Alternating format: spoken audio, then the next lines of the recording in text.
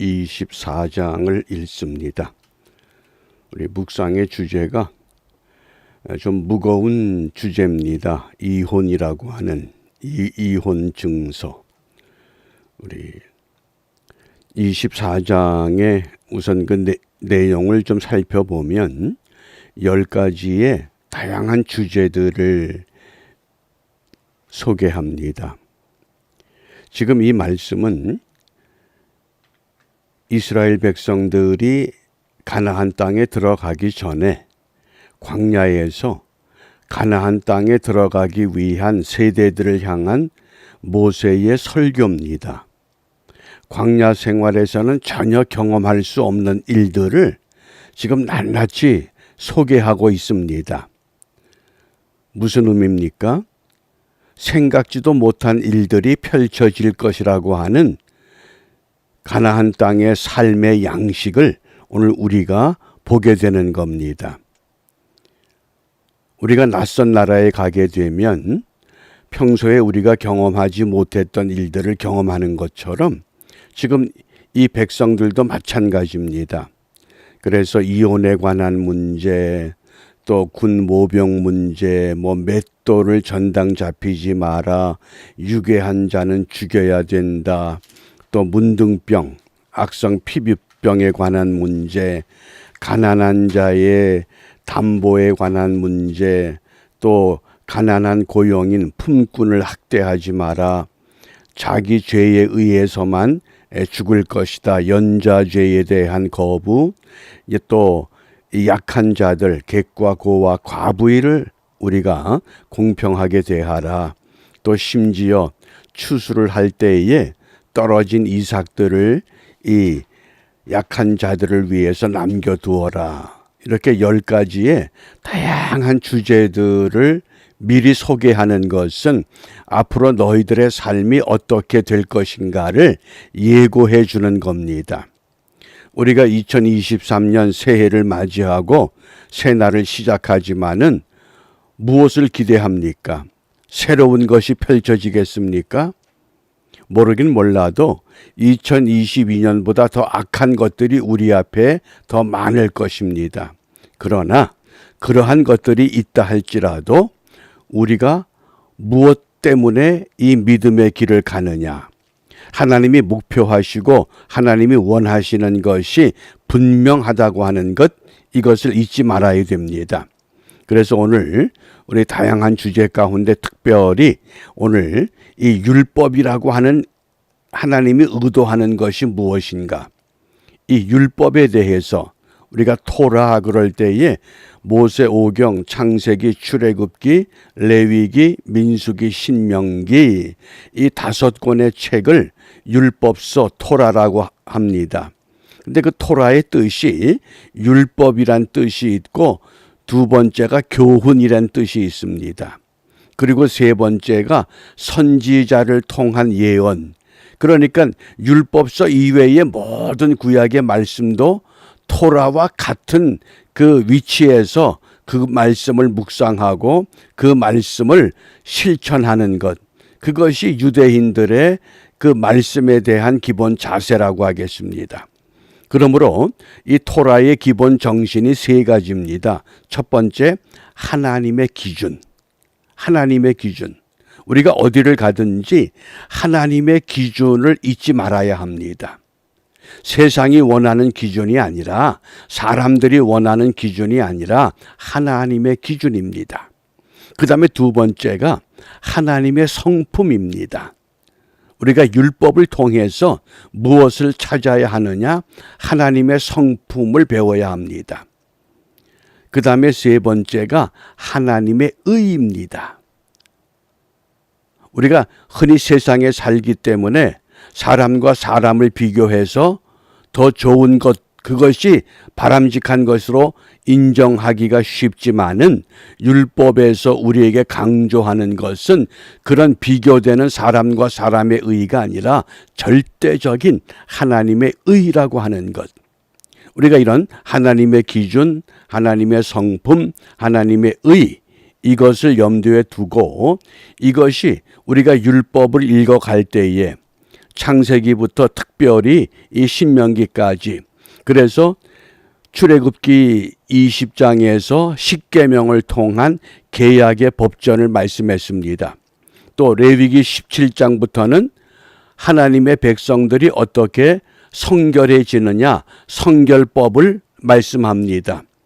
그리고 신명기 12장부터 26장까지 우리가 신명기 법전, 그래서 이 하나님이 주신 이 계명이 약속의 땅에 들어가서 상상도 못할 일들을 펼쳐나가는 가나안의 원주민들 그 틈바구니에서 너희들이 하나님의 기준과 하나님의 성품과 하나님의 의를 어떻게 감당할 것이냐, 어떻게 유지할 것이냐, 이것을 말씀하는 의도 중에 하나가 오늘 이 이혼에 관한 문제입니다. 우리 1절 말씀입니다. 사람이 아내를 맞이하여, 여기 사람이 아내 그랬죠. 사람이 이씨입니다. 이씨는 남자를 말합니다. 아내는 여자입니다. 이샤. 그래서 이씨가 이샤를 맞이하여, 남자가 여자를 맞이하여 데려온 후에 그에게 수치되는 일이 있음을 발견하고 그를 기뻐하지 아니하면 이혼 증서를 써서 그의 손에 주고 그를 자기 집에서 내보낼 것이요. 여자를 내보낼 때에 사람이 아내를 맞이해서 데려온 후에 문제가 있다고 생각되면 이제 그냥 내쫓질 말고 이혼 증서를 써서 내어주라. 이건 광야 생활에서는 도저히 상상도 못할 일들이 지금 펼쳐지고 있습니다. 그러면 이 말씀을 좀 더 구체적으로 수치되는 일이 무엇이냐? 어떻게 이해하십니까? 수치되는 일. 이 수치되는 일 때문에 예수님 당시에 유대인 사회에 유명한 두 개의 학파가 있습니다. 힐렐 학파와 샴마이 학파. 그래서 힐렐 학파에서는 이 수치되는 일을 어떻게 해석을 했느냐? 남편을 기쁘게 하지 못하는 모든 이유를 수치되는 일이라고 해석을 합니다. 이 수치되는 일 때문에 힐렐 학파와 샴마이 학파가 완전히 극과 극을 달리게 되는 겁니다. 그리고 샴마이 학파에서는 여자의 음탕한 것이다 그랬습니다. 그런데 사실은 힐렐 학파나 샴마이 학파나 이 주장이 옳지 않습니다. 왜냐하면 그 당시 율법은 뭡니까? 음탕한 일을 하던 여인은 돌에 맞아 죽어야 됩니다. 이혼 증서 써줄 이유가 없습니다.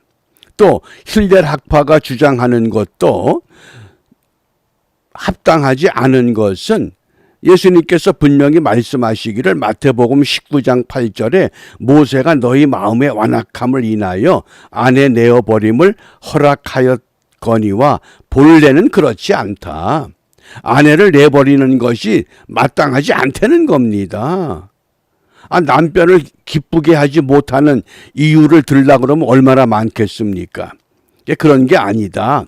그래서 개혁자 칼빈은 이 수치되는 일을 병이다 또는 뭔가 삶에 부족한 것이다 이렇게 해석을 했습니다. 또 랑게라는 신학자는 육체적인 결함이다 이렇게 해석을 합니다.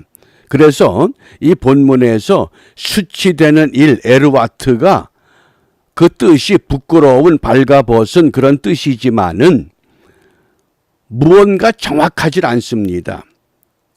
그래서 수치되는 일이 있으면 그때는 서로 이혼 증서를 써주고 여자를 집에서 내보내라고 하는 것. 그러니까 당시 여성들이 멸시받는 그런 시대에 여성들의 권리를 옹호해 주고 있다고 하는 것을 우리가 기억해 주시길 바랍니다. 그 다음에 2절입니다.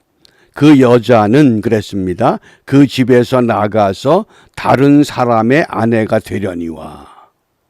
그러니까 음탕하다 그러면 절대 있을 수 없는 이 사례입니다. 그래서 여자가 제거할 수 있는 경우가 두 가지 경우가 있는데, 첫째는 남편이 세상을 떠났을 경우, 두 번째는 이혼 증서를 받았을 경우.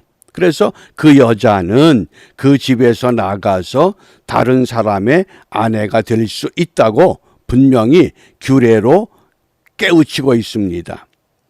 그 다음에 3절, 그 후부도 그를 미워하여 이혼 증서를 써서 그 손에 주고 그를 자기 집에서 내어 보내었거나 혹시 그를 아내로 취한 후부가 죽었다 하자.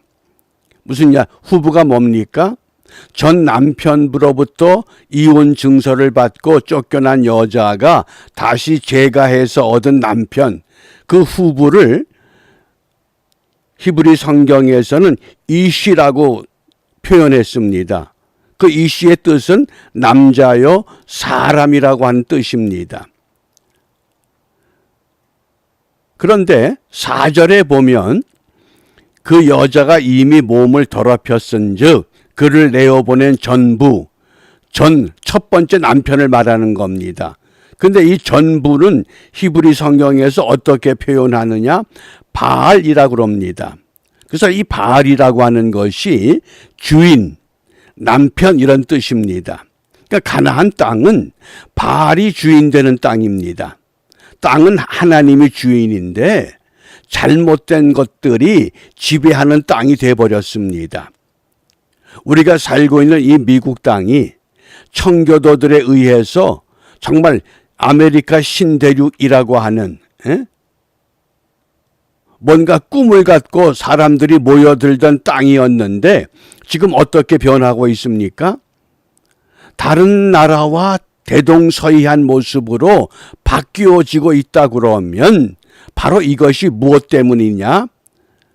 이게 바알의 잘못된 것에 사로잡힌 사람들의 욕망에 의한 것이라고 하는 것을 우리가 다시금 깨닫게 되는 겁니다. 그래서 후부와 전부라고 하는 이시와 바알의 그 용도를 이해를 하시고 그 여자가 이미 몸을 더럽혔은즉 그를 내어보낸 전부가 그를 다시 아내로 취하지 말지니 이 일은 여호와 앞에 가증한 것이라 내 하나님 여호와께서 내게 기업으로 주시는 땅으로 너는 범죄케 하지 말지니라. 그래서 이 무엇을 지금 말씀합니까? 우리가 마지막 때에 영적인 특징을 두 가지로 찾는다 그러면 첫 번째가 사랑이 식어진다 그랬습니다. 사랑이 식어지는 때. 그 다음에 두 번째가 믿음, 참 믿음을 만나기 어려운 때라고 그랬습니다. 그러니까 우리가 이런 이 말세라고 하는 건 말세의 특징이 무엇이냐?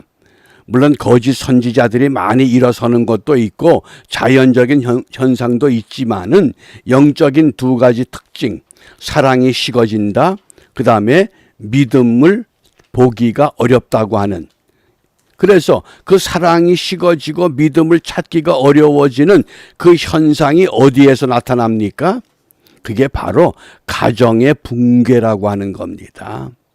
온전한 가정이 없는, 온전한 가정이 지탱하기 어려워지는 세대. 그래서 우리가 오늘 무엇을 기도하느냐? 갈라디아서 6장 10절 말씀에 그러므로 우리는 기회 있는 대로 모든 이에게 착한 일을 하되 더욱 믿음의 가정들에게 할지니라. 믿음의 가정. 믿음의 가정이요 사랑의 가정입니다. 가정은 믿음과 사랑이 융합된 가장 아름다운 처소입니다. 천국의 모형을 우리가 어디에서 찾아봅니까? 가정과 교회라고 하는 겁니다. 가정과 교회에서. 그러므로 오늘 우리가 이 신명기 24장의 이 말씀을 읽고 묵상하면서 무엇을 기도하느냐? 이 어려운 시대에 믿음의 가정을 세우게 하옵소서. 어떻게? 말씀과 기도로 우리가 생명력을 되찾아야 됩니다. 2023년 주와 동행하는 우리 첫 발걸음을 시작하면서 우리 모든 성도들의 가정이 먼저 세상 사람들의 본이 되고 그 가정에서 말씀과 기도로 생명력을 되찾아서 하루의 삶을 마감하고 집에 들어와서 그 다음날 다시 삶의 자리로 나갈 때에 그 나가는 발걸음이 말씀과 기도로 생명력을 회복해서 어디를 가든지 하나님의 사람으로, 하나님의 백성으로, 하나님의 인침받은 믿음의 사람으로 굳게 세워져 가는 은혜를 우리가 함께 회복하여 주와 동행하는 큰 기쁨을 함께 누리는 은총의 하루가 될 수 있기를 바랍니다. 기도합니다. 은혜로우신 아버지 하나님 감사합니다.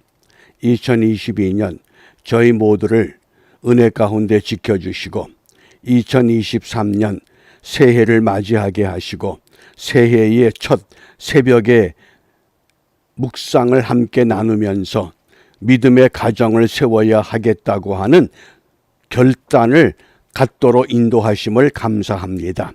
믿음의 가정들이 이 땅에서 세상의 것을 부러워하거나 세상의 것을 따라가지 않고 하나님의 말씀과 기도로 온전한 생명력을 회복하여 어디를 가든지 주의 백성들이 가는 그곳마다 하나님의 거룩함이 드러나게 하시고 하나님의 생명이 보여지게 함으로 인하여 이 땅이 흔들려 무너지는 세상이 아니라 다시 한번 하나님의 백성들을 통해서 이 땅이 새로워지는 은혜를 우리가 함께 이루어 나가는 일에 승리하는 복된 하루가 될 수 있도록 인도하여 주시옵소서.